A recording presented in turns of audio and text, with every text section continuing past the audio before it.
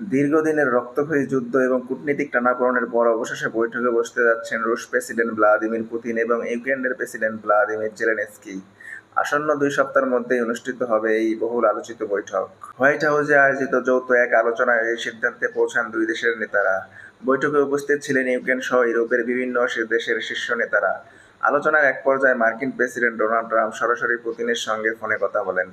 এর পরপরই নিশ্চিত হয় পুতিন জেলেনস্কি বৈঠকের ব্যাপারটি। যুদ্ধ শুরুর পর থেকে দুই দেশের মধ্যে এই ধরনের সরাসরি আলোচনার সম্ভাবনা বারবার আলোচনায় এলেও বাস্তবে তা কখনোই হয়নি।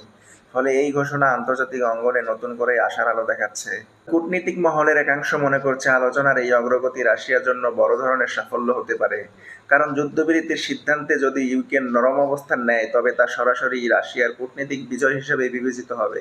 রাশিয়া ইউক্রেন যুদ্ধের ফলে সৃষ্ট মানবিক বিপর্যয় এবং বৈশ্বিক অর্থনীতিতে নেতিবাচক প্রভাব ইতিমধ্যেই ব্যাপক। তাই বিশেষজ্ঞরা মনে করছেন আসন্ন বৈঠকে গৃহীত সিদ্ধান্ত শুধু ইউক্রেনেই নয়, বরং পুরো ইউরোপের জন্যই অত্যন্ত গুরুত্বপূর্ণ হবে।